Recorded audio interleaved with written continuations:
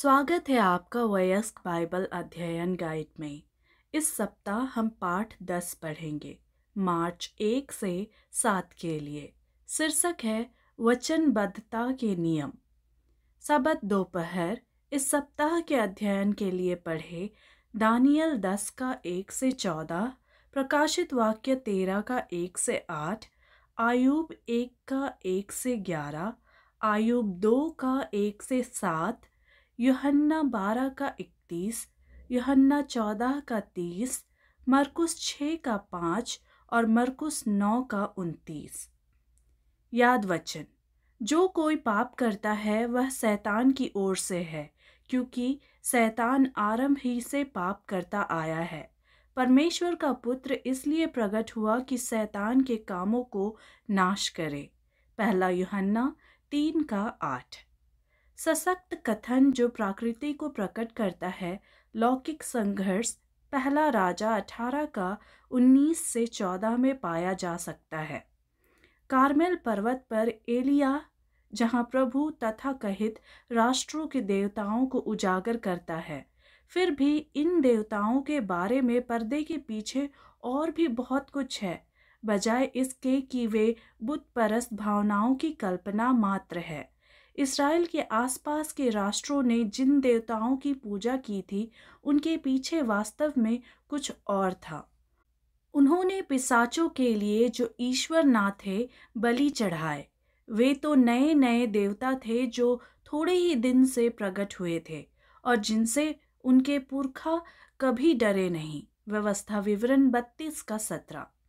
पौलुस आगे कहता है, वरन यह है कि अन्य जाति जो बलिदान करते हैं वे परमेश्वर के लिए नहीं परंतु दुष्ट आत्माओं के लिए बलिदान करते हैं, और मैं नहीं चाहता कि तुम दुष्ट आत्माओं के सहभागी हो। पहला कुरिन्थी 10 का 20। तब राष्ट्रों के झूठे देवताओं के पीछे वास्तव में भेष में राक्षस थे। तो इसका मतलब यह है कि मूर्ति पूजा और विदेशी देवताओं से संबंधित पवित्र शास्त्र के सभी पाठ लौकिक संघर्ष पाठ है। इस पृष्ठभूमि के साथ लौकिक यानी ब्रह्मांडीय संघर्ष विषय को बेहतर ढंग से समझा जा सकता है, और इस संघर्ष की प्रकृति और यह बुराई की समस्या पर कैसे प्रकाश डालता है, इसके बारे में और अधिक समझने के लिए इस सत्य के व्यापक निहितार्थ है।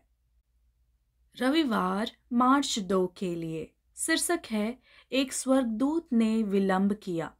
जैसा कि हमने देखा है, राष्ट्रों के झूठे देवता भेष में राक्षस थे, और अन्यत्र हम इस बात के प्रमाण देखते हैं कि राक्षसी दिव्य शासक कभी कभी सांसारिक शासकों के पीछे होते हैं। यहाँ तक कि परमेश्वर द्वारा भेजे गए स्वर्गदूत एजेंटों का भी दुश्मन की ताकतों द्वारा विरोध किया जा सकता है।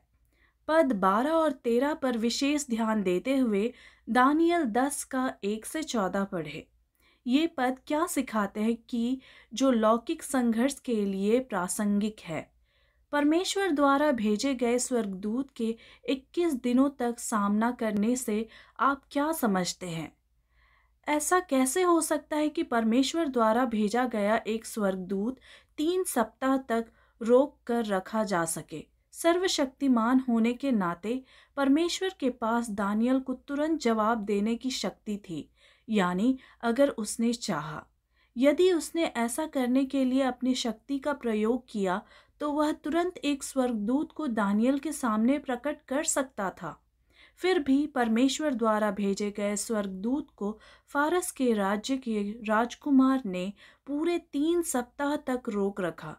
यहाँ क्या हो रहा है? खुसरो के दिमाग पर काम कर रहे प्रभावों का प्रतिकार करने के लिए जिब्राइल ने 3 सप्ताह तक अंधेरे की शक्तियों से कुश्ती लड़ी।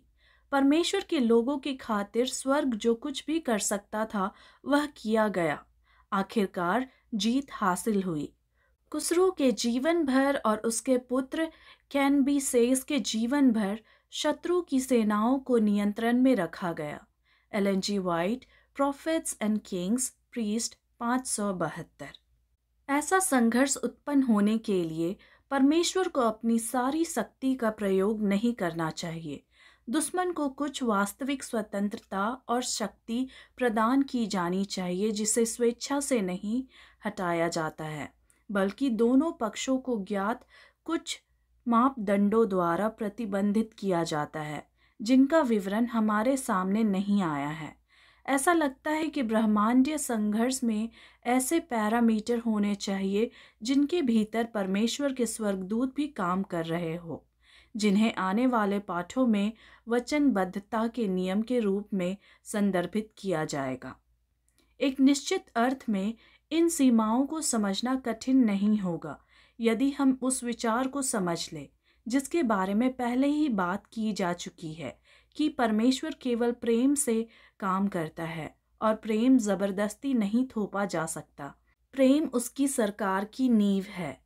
यह विचार कि परमेश्वर केवल प्रेम से उत्पन्न सिद्धांतों के माध्यम से कार्य करता है, हमें महान विवाद को बेहतर ढंग से समझने में मदद कर सकता है। आपने केवल प्रेम के सिद्धांतों के माध्यम से काम करने की सीमाओं का अनुभव कैसे किया है, ना कि जबरदस्ती के? आपने शक्ति की सीमाओं के बारे में क्या सबक सीखा? तो शैतान यानी अजगर एक जानवर यानी एक सांसारिक धार्मिक राजनीतिक शक्ति को शक्ति और शासन करने का अधिकार देता है। इस शक्ति का प्रयोग परमेश्वर की उपासना को हड़पने के लिए किया जाता है।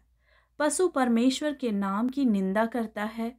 यह कम से कम कुछ समय के लिए परमेश्वर के पवित्र लोगों यानी संतों के विरुद्ध भी युद्ध करता है और उन पर विजय भी प्राप्त करता है।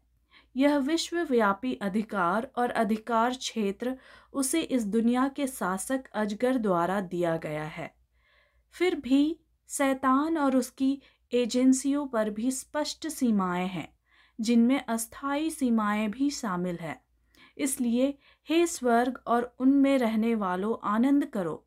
पृथ्वी और समुद्र के निवासियों पर हाय, क्योंकि शैतान बड़ा क्रोध करता हुआ तुम्हारे पास आया है, क्योंकि वह जानता है कि अब थोड़ा समय बाकी है। प्रकाशित वाक्य 12:12। शैतान जानता है कि उसका समय कम है। प्रकाशित वाक्य 12:12। और प्रकाशित वाक्य में वर्णित घटनाएं भविष्यवाणी की समय सीमा के साथ आगे बढ़ती है, जो इन बुरी ताकतों के शासन की विशिष्ट सीमाएं दिखाती है। प्रकाशित वाक्य 12:14, प्रकाशित वाक्य 13:5 देखें। अंततः परमेश्वर की विजय होती है। वह उनकी आंखों से सब आंसू पोंछ डालेगा और इसके बाद मृत्यु ना रहेगी और न शोक, न विलाप, न पीड़ा रहेगी। पहली बातें जाती रही। प्रकाशित वाक्य 21:4। अब इसे देखना हमारे लिए कितना भी कठिन क्यों ना हो, अंत में बुराई पर अच्छाई की सदैव विजय होगी। यह इतना महत्वपूर्ण क्यों है कि हम इस अद्भुत वादे को कभी ना भूलें। मंगलवार मार्च 4 के लिए शीर्षक है आयूब का मामला। आयूब की पुस्तक में हमें महान विवाद की वास्तविकता में कुछ आकर्षक अंतर्दृष्टि दी गई है। आयूब 1:1-12 और आयूब 2:1-7 पढ़े। हम यहाँ महान विवाद के किन सिद्धांतों का अनावरण देखते हैं। इन पदों से कई महत्वपूर्ण विवरण प्राप्त किए जा सकते हैं। सबसे पहले वहाँ किसी प्रकार का स्वर्गीय परिषद का दृश्य प्रतीत होता है, ना कि केवल परमेश्वर और शैतान के बीच एक संवाद, वरन अन्य खगोलीय प्राणी भी शामिल है। दूसरा, कुछ मौजूदा विवाद है जो इस तथ्य से संकेत मिलता है कि परमेश्वर पूछता है कि क्या शैतान ने आयूब पर विचार किया है। आयूब को किस लिए जाना जाता है? यह प्रश्न एक बड़े चल रहे विवाद के संदर्भ में समझ में आता है। तीसरा, जबकि परमेश्वर आयूब को निर्दोष, ईमानदार और परमेश्वर का भय मानने वाला घोषित करता है, शैतान का दावा है कि आयूब परमेश्वर से केवल इसलिए डरता है क्योंकि परमेश्वर उसकी रक्षा करता है। यह आयूब के चरित्र और परमेश्वर दोनों के विरुद्ध बदनामी के समान है। तुलना करें प्रकाशित वाक्य 12:10 से जकराया 3। चौथा, शैतान का आरोप है कि परमेश्वर द्वारा आयुब की सुरक्षा यानी बचाव अनुचित है और शैतान के लिए अपने आरोपों को साबित करना असंभव बना देता है। यह शैतान यानी वचनबद्धता के नियम पर कुछ मौजूदा सीमाओं को इंगित करता है और शैतान ने स्पष्ट रूप से आयुब को नुकसान पहुंचाने की कोशिश की है। परमेश्वर ने शैतान को अपने सिद्धांत का परीक्षण करने की अनुमति देकर स्वर्गीय परिषद के समक्ष शैतान के आरोप का जवाब दिया, लेकिन केवल सीमा के भीतर। वह सबसे पहले शैतान को जो कुछ उसके पास है पर अधिकार देता है, लेकिन आयुब को व्यक्तिगत नुकसान पहुंचाने से रोकता है। आयुब 1:12। बाद में शैतान के यह दावा करने के बाद कि आयुब केवल अपनी परवाह करता है, परमेश्वर शैतान को आयुब को व्यक्तिगत रूप से पीड़ित करने की अनुमति देता है, लेकिन शैतान को उसकी जान छोड़नी होगी। आयुब 2:3-6। शैतान आयुब के परिवार के खिलाफ कई विपत्तियां लाता है, फिर भी प्रत्येक मामले में आयुब उसके नाम को धन्य कहना जारी रखता है। आयुब 1:20-22 और आयुब 2:9-10 शैतान के आरोपों को गलत साबित करता है। हम यहाँ कई चीजें देखते हैं, जैसे कि लौकिक संघर्ष में संलग्न होने के नियम है। स्वर्गीय अदालत में ऐसे मानदंड है जिनके भीतर परमेश्वर के खिलाफ लगाए गए आरोपों का निपटारा किया जा सकता है, लेकिन परमेश्वर के प्रेम में निहित पवित्र सिद्धांतों, परमेश्वर की सरकार की नींव और वह ब्रह्मांड और इसमें बुद्धिमान प्राणियों पर इसका उल्लंघन किए बिना कैसे शासन करता है। आयुब की पुस्तक में ये स्वर्गीय दृश्य हमें महान विवाद की वास्तविकता में आकर्षक अंतर्दृष्टि प्रदान करते हैं और यह यहाँ पृथ्वी पर कैसे खेला जाता है। बुधवार मार्च 5 के लिए शीर्षक है इस संसार का यानी अस्थाई शासक। हमने पिछले पाठों में देखा है कि लौकिक ब्रह्मांडीय संघर्ष के भीतर शैतान और उसके साथियों को अस्थायी रूप से इस दुनिया में महत्वपूर्ण अधिकार क्षेत्र प्रदान किया जाता है, जो कि कुछ प्रकार के जुड़ाव के नियमों के अनुसार सीमित होता है। संलग्नता के ये नियम न केवल दुश्मन शैतान और उसके साथियों के कार्यों को निमित्त करते हैं, बल्कि वे उस बुराई को खत्म करने या कम करने के लिए परमेश्वर की कार्रवाई को भी सीमित करते हैं, जो अस्थायी रूप से दुश्मन के अधिकार क्षेत्र में आती है, क्योंकि प्रभु अपने वादों को कभी नहीं तोड़ेगा जिस हद तक वह वचनबद्धता के नियमों से सहमत हुआ है। इस प्रकार शैतान को कुछ सीमित और अस्थायी शासन प्रदान करते हुए परमेश्वर के नैतिक रूप से अपने भविष्य के कार्यों को सीमित कर दिया गया है, अपनी कच्ची शक्ति को कम किए बिना। यूहन्ना 12:31, यूहन्ना 14:30, यूहन्ना 16:11, दूसरा कुरिन्थियों 4:4 और लूका 4:6 पढ़े। ये पद इस संसार में शत्रु के शासन के बारे में क्या सिखाते हैं? नया नियम शैतान और उसके विद्रोह से आने वाले अंधेरे के साथ साम्राज्यों, प्रकाश और अंधेरे में साम्राज्यों के टकराव को सामने लाता है। मसीह के काम का एक हिस्सा शैतान के साम्राज्य को हराना था। परमेश्वर का पुत्र इसलिए प्रकट हुआ कि शैतान के कामों को नाश करे। पहला यूहन्ना 3:8। फिर भी ऐसे नियम हैं जो यह सीमित करते हैं कि परमेश्वर अपने सरकार के सिद्धांतों के प्रति सच्चा रहते हुए क्या कर सकता है। इन सीमाओं में कम से कम पहला, प्राणियों को स्वतंत्र इच्छा प्रदान करना और दूसरा, वाचा के नियम शामिल है, जिनके बारे में कम से कम अभी हमें जानकारी नहीं है। ईश्वरीय कार्रवाई पर ऐसी बाधाएं और सीमाएं इस दुनिया में बुराई को कम करने और या तुरंत खत्म करने की परमेश्वर की नैतिक क्षमता पर महत्वपूर्ण प्रभाव डालती है। इस प्रकार हम निरंतर बुराई और पीड़ा देखते हैं जो वास्तव में कई लोगों को परमेश्वर के अस्तित्व या उसकी अच्छाई पर सवाल उठाने का कारण बन सकता है। हालांकि एक बार जब बड़े विवाद की पृष्ठभूमि समझ में आ जाती है और परमेश्वर बुराई से कैसे निपटेगा, इस पर क्या सीमाएं रखी है, तो हम कुछ हद तक कम से कम बुराई पर परमेश्वर की अंतिम विजय तक बेहतर ढंग से समझ सकते हैं कि चीज़ें ऐसी क्यों हैं। इस तथ्य कि यीशु शैतान को इस दुनिया का शासक कहता है, कम से कम कुछ हद तक दुनिया में मौजूद बुराई के बारे में हमारी समझ में कैसे मदद करता है। यह जानकर कितना सुकून मिलता है कि यह वास्तव में केवल एक अस्थायी नियम है। गुरुवार मार्च 6 के लिए शीर्षक है सीमाएं और नियम।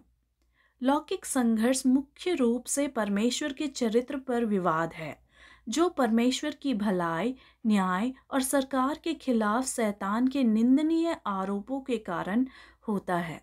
यह एक प्रकार का लौकिक अनुबंध मुकदमा है। इस तरह के संघर्ष को केवल शक्ति से नहीं सुलझाया जा सकता, बल्कि इसके लिए प्रदर्शन की आवश्यकता होती है।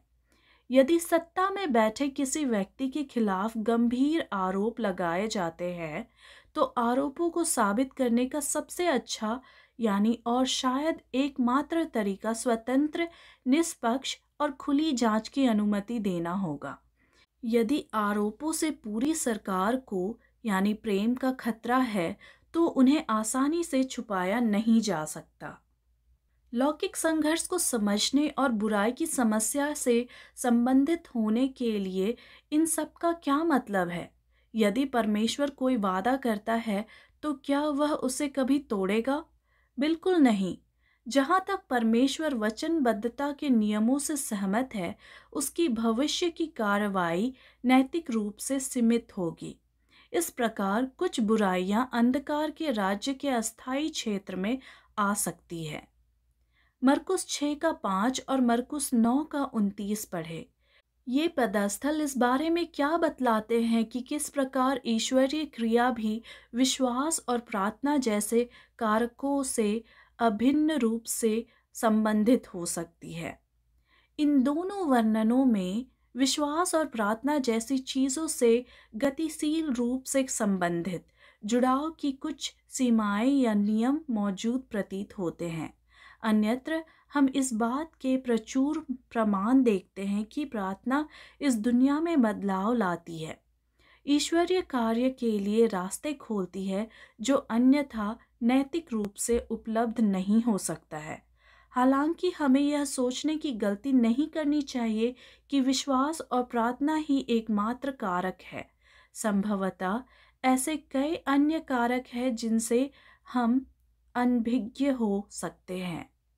यह जुड़ाव के नियमों के बारे में हमने पहले जो देखा है उसके अनुरूप है। जहाँ तक परमेश्वर कुछ प्रतिबद्धता बनाता है या प्रतिबद्धता के कुछ नियमों से सहमत होता है, उसकी भविष्य की कार्रवाई नैतिक रूप से सीमित होगी। इस प्रकार कुछ बुराइयां अंधकार के राज्य के अस्थायी क्षेत्र में आ सकती है। रोमियो 8:18 और प्रकाशित वाक्य 21:3 और 4 पढ़े। ये पाठ आपको कैसे विश्वास दिलाता है कि भले ही ऐसी कई चीज़ें हैं जो हम नहीं जानते हैं, हम भरोसा कर सकते हैं कि परमेश्वर जानता है कि क्या सर्वोत्तम है। वह चाहता है कि सर्वोत्तम क्या है, और वह बुराई का अंत करेगा और अनंत काल तक आनंद की स्थापना करेगा। शुक्रवार मार्च 7 के लिए अतिरिक्त विचार। Read Ellen G White the power of Satan, pages 341 to 347 in Testimonies for the Church, Volume 1। गिरा हुआ मनुष्य शैतान का वैध बंदी है। मसीह का काम उसे उसके महान शत्रु की शक्ति से बचाना था। मनुष्य स्वाभाविक रूप से शैतान के सुझावों का पालन करने के लिए इच्छुक है और वह तब तक इतने भयानक दुश्मन का सफलतापूर्वक विरोध नहीं कर सकता जब तक कि मसीह शक्तिशाली विजेता उसमें निवास नहीं करता, उसकी इच्छाओं का मार्गदर्शन नहीं करता और उसे शक्ति नहीं देता। केवल परमेश्वर ही शैतान की शक्ति को सीमित कर सकता है। वह पृथ्वी में इधर उधर घूमता रहता है और उसमें ऊपर नीचे चलता रहता है। आत्माओं को नष्ट करने का अवसर खोने के डर से वह एक पल के लिए भी अपनी चौकसी करने से चूक नहीं करता। यह महत्वपूर्ण है कि परमेश्वर के लोग इसे समझें ताकि वे उसके जाल से बच सके। शैतान अपने छल की तैयारी कर रहा है ताकि परमेश्वर के लोगों के विरुद्ध अपने अंतिम अभियान में वह यह न समझे कि यह वही है। दूसरा कुरिन्थियों 11 का 14। और कोई आश्चर्य नहीं, क्योंकि शैतान स्वयं प्रकाश के दूत में बदल गया है, जबकि कुछ धोखेबाज आत्माएं वकालत कर रही हैं कि उसका अस्तित्व नहीं है। वह उन्हें बंदी बना रहा है और काफी हद तक उनके माध्यम से काम कर रहा है। शैतान परमेश्वर के लोगों से बेहतर जानता है कि जब उनकी ताकत मसीह में है तो वे उस पर कब्जा कर सकते हैं। जब वे विनम्रता पूर्वक मदद के लिए शक्तिशाली विजेता से प्रार्थना करते हैं तो सत्य में सबसे कमजोर विश्वास करने वाला मसीह पर दृढ़ता से भरोसा करते हुए शैतान और उसके सभी मेजबानों को सफलतापूर्वक खदेड़ सकता है। वह अपनी परीक्षाओं के साथ खुलेआम साहसपूर्वक आने में बहुत चालाक है, क्योंकि तब मसीहियों की नींद भरी ऊर्जाएं जाग उठेंगी और वह मजबूत और शक्तिशाली उदारक पर भरोसा करेंगे। परंतु वह बिना सोचे समझे आता है और अवज्ञाकारी बच्चों के माध्यम से भेष बदलकर काम करता है जो भक्ति का दावा करते हैं। Ellen G White, testimonies for the church, volume 1, प्रीस्ट 341। चर्चागत प्रश्न। पहला, शैतान का वैध बंदी होने का क्या मतलब है? क्या इसका मतलब यह है कि शैतान लोगों के साथ जो चाहे कर सकता है? यदि नहीं, तो क्यों नहीं? यह उस चीज से कैसे संबंधित है जिसे हम लौकिक ब्रह्मांडीय संघर्ष में संबद्धता के नियम कह सकते हैं? दूसरा, परमेश्वर शैतान को ब्रह्मांडीय संघर्ष में कोई अधिकार क्षेत्र क्यों देगा, भले ही अस्थायी रूप से ही क्यों? यह हमें क्या बताता है कि परमेश्वर शैतान के आरोपों का उत्तर कैसे देना चाहता है? तीसरा, आप उन लोगों को, यहाँ तक कि मसीहियों को भी, कैसे प्रतिक्रिया देते हैं जो वास्तविक व्यक्तिगत अस्तित्व के रूप में शैतान के अस्तित्व से इनकार करते हैं? हालांकि हम शैतान के अस्तित्व को साबित नहीं कर सकते, लेकिन आप ऐसा कौन सा सबूत पेश कर सकते हैं जो किसी ऐसे व्यक्ति की मदद कर सकता है जो इतने बड़े पैमाने पर धोखा खा चुका है?